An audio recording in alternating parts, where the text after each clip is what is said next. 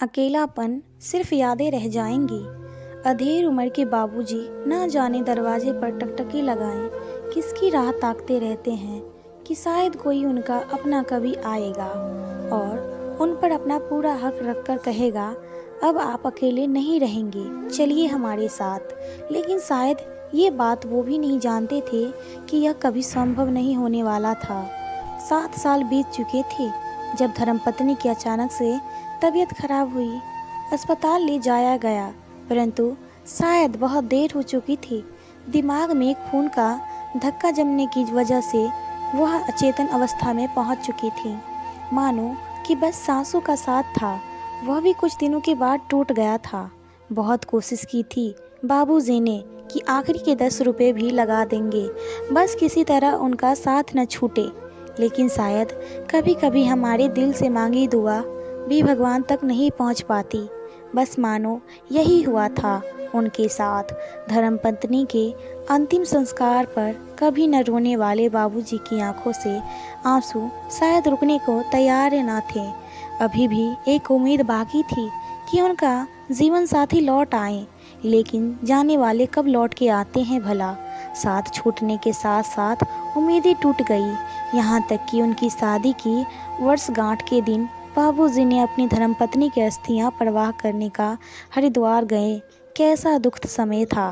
क्या उन्होंने कभी सोचा था कि जिस दिन अपनी जीवन साथी को ब्याह कर उम्र भर साथ निभाने के लिए अपने घर लेकर आए थे, उसी दिन 35 सालों बाद उनको सदैव के लिए अपने से अलग करने जा रहे हैं। धीरे धीरे पंडित जी भोज के बाद सब अपने अपने घर चले गए थे। बस रह गया था तो अकेलापन। ऐसा नहीं था कि वो निसंतान थे, ऊपर वाले की कृपा से एक बेटा और एक बेटी पिता बने थे। वो एक समय में बड़े ही सख्त स्वभाव के इंसान थे, जिनकी किसी से कोई ज़्यादा बातचीत रखने की दिलचस्पी न होती थी। हर काम सही समय पर करने की अच्छी आदत थी उनमें। रोज़ सुबह जल्दी उठकर तैयार होकर अपने दफ्तर की ओर निकल पड़ते। आखिर सरकारी नौकरी जो ठहरे, नौकरी का समय ख़त्म होते ही सीधे घर को लौट आते। बहुत ही सादा सा जीवन व्यतीत करते थे वो। वक्त के बीतने के साथ साथ अपने दोनों बच्चों की शादी करके अपनी जिम्मेदारियों से मुक्त हो गए थे। दोनों बेटी अपने ससुराल में खुश थी, तो बेटा अपनी बीवी को लेकर कंपनी की तरफ से जॉब करने के लिए इंडिया से बाहर सेटल हो गया था। अब बाबूजी भी नौकरी से रिटायर हो चुके थे, मानो कि अभी तो जीवन जीना शुरू किया था। दोनों एक दूसरे के साथ समय बिताते, घर का सामान लेने के साथ साथ जाते, कभी कभी टहलने के लिए सिर्फ पार्क को आते। यहाँ तक कि अब तो बाबूजी अपनी धर्मपत्नी का रसोई घर में भी हाथ बटाना सीख गए थे। वो उनको हर खुशी देते जो शायद अपनी शादी के बाद जिम्मेदारियों को निभाते निभाते उन्हें देना भूल गए थे। यूँ लगता कि दोनों की ज़िंदगी एक दूसरे की इर्द गिर्द ही सिमट गई है। बाबूजी ने धर्मपत्नी की 4 धाम की यात्रा करने का सपना भी पूरा कर दिया था, लेकिन क्या पता था कि दोनों का साथ उनका सपना पूरा होने के कुछ दिनों बाद ही छूट जाएगा। वह रह जाएंगे तो यादें और अकेलापन।